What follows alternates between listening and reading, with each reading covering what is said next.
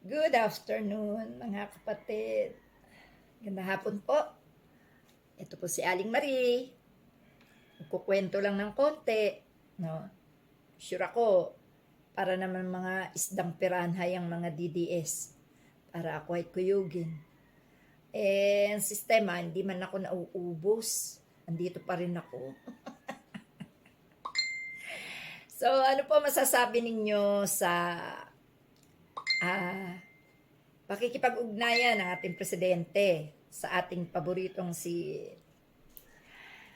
former Vice President Leni Robredo, na isang matino, maayos magserbisyo, pakaswerte ng taga-Naga, no? At natikman na kaagad nila kung paano sila pagserbisyohan ng ating pinapangarap na maging presidente ng Pilipinas. Ako po kasi ay tahimik lang, pero last 2 weeks ko pa po alam na talagang magkakaroon ng pag-uusap si President at si dati nating Vice President.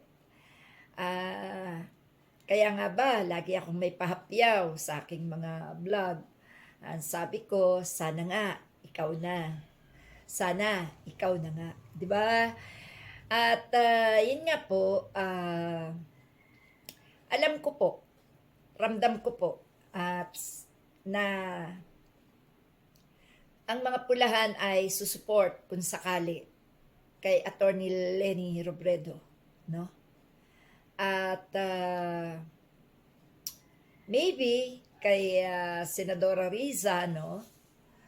Pero dahil ayoko nga po na sa akin magmumula, at ako po ay tao rin namang mapagkakatiwalaan, so iniintay ko pa rin po ang endorsement talaga ng ating presidente. Alam niyo mga kapatid, hindi na katulad noong 2022 na hindi tayo umasa. Excuse me. Hindi tayo umasa kay Rodrigo Duterte na i-announce ang mga nagugustuhan ng ating mga kapwa mamamayang Pilipino kung sino. Hindi talaga, sapagkat ang i-endorso talaga ni Rodrigo Duterte is siyempre yung kanya, di ba? So ngayon, napag-isip-isip ko na mas maganda bago tayo sumigaw sa kalsada man o sa social media, bago tayo sumuporta, bago tayo magbigay ng ating magagandang pananaw sa ating kandidato, bago natin ipagsigawan ang kanyang pangalan, isure muna natin na nanggaling mismo sa Pangulo. Sapagkat iba ang Pangulo natin ngayon, iba ang Pangulo noon. Ngayon, ang Pangulo natin, may nakikita tayong liwanag. May nakikita tayong pag-asa. Dahil unang-una, sa pakikialam natin sa politika, nalaman natin na tayo pala'y sobrang kawawa na sa mga nakaupo mula pa noong 2016 na tayo'y ninakawan. Tapos, lumabas din sa tulong ni Sentry ang tunay na salarin sa mga pagkamatay ng ating mga kababayan. Ano? So, naiiba si President Bongbong Marcos.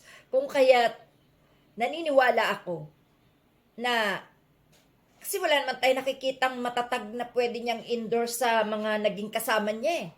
'Di ba? Mga naging kasama nila ni Sara Duterte eh. Wala talaga. 'Di ba wala nga halos kakampi diyan ang presidente natin? Tayo lang ang nagtatanggol, tayo lang yung nakipaglaban, tayo lang yung hindi pumayag na siya umalis sa upuan. So ibig sabihin, andun yung respeto at tiwala natin sa kanya. Kaya siguro, no, siguro sa pagkakataong ito, bibigay din naman niya sa atin kung ano yung ating ginugusto. So, ako po, hindi ako basta sisigaw ng suporta sa mga nakikita natin dyan na nagpapahiwatig. Ang gusto ko po marinig mismo.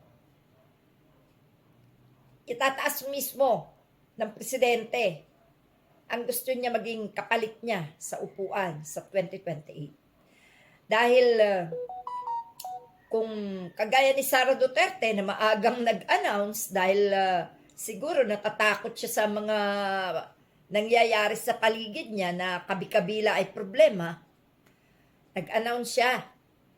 Ang hindi niya naisip sa pag-announce niya ng maaga, abay, of course, nakakabuelo tayo kung paano natin siya dudurugin, kung paano natin siya babanatan.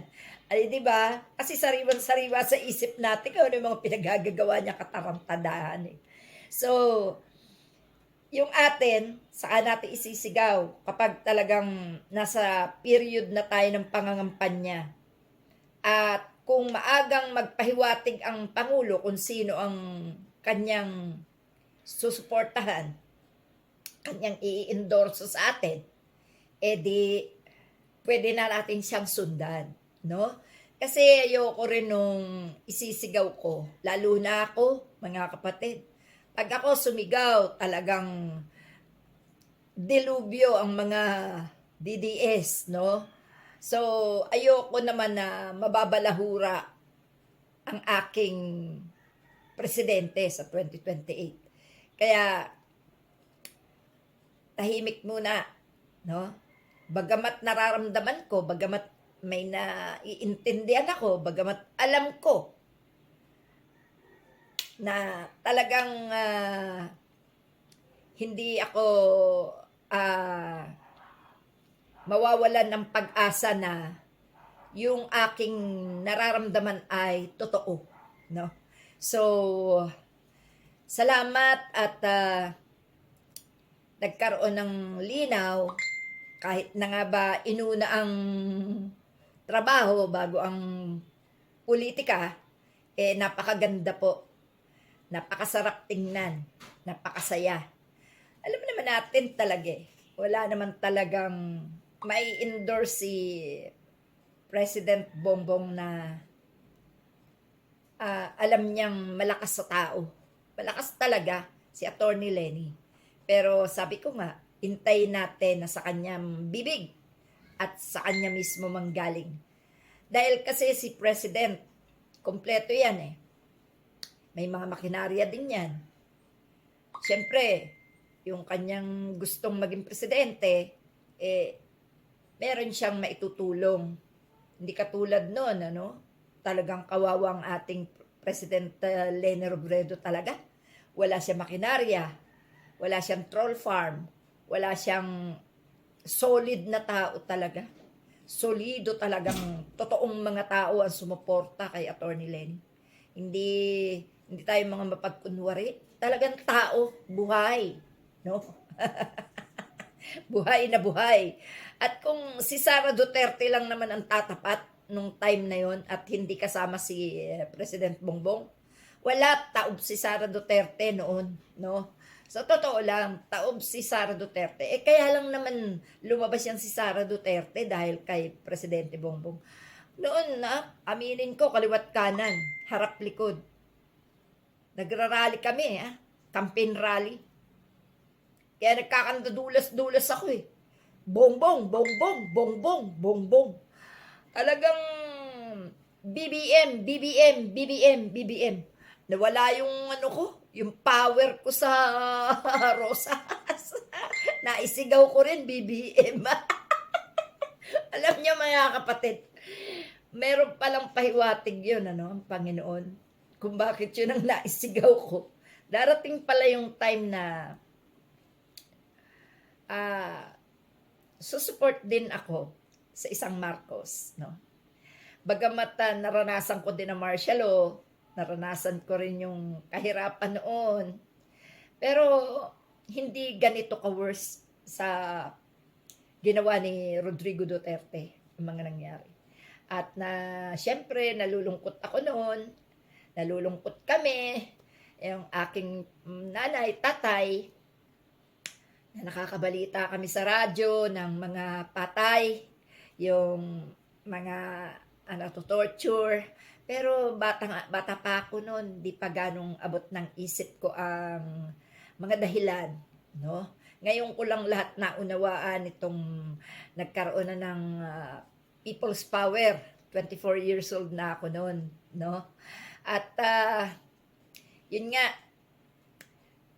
tawag dito, yung mga pangyayari sa mga biktima ng martial law, hindi ko pa ganong naunawaan kung hindi pa ako lumaban kay Duterte nitong 2020, mula 2018 hanggang 2020 na pagbardagulan na ako sa social media hanggang sa naging Aling Maria ko, nung ko lang naunawaan dahil may mga nabiktima ng martial law na naging kaibigan ko, nakakilala ko, na-encounter ko, at doon ko nalaman ang mga hinagpis nila. Pero sa ngayon, pwede na siguro nating pag-aralan na magpatawad, no? Kalimutan, dahil habang dinadala natin yan, ando pa rin yung suklam, yung muhi.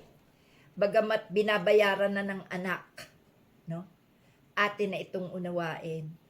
At sana bigyan natin ng pagkakataon na bumawi sila ng isang kabutihan para naman tuluyan ng mabura, no?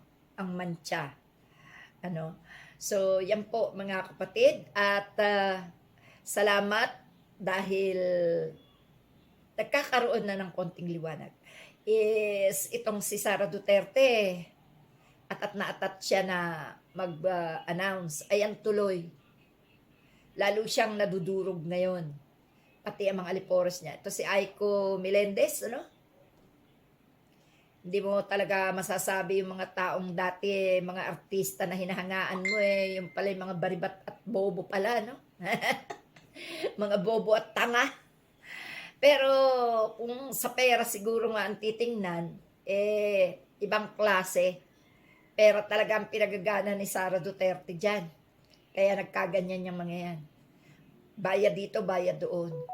Tapos, nakaw dito, nakaw doon. At saka, malamang na malaki ang kinikita ng mga yan sa drugs. Kaya ganyan sila. Pero, sa tulong ni President Bongbong Marcos, nasasabat na ngayon yung mga sindikato ng drugs, di ba? So, salamat na lang. At lilinaw din ang malabo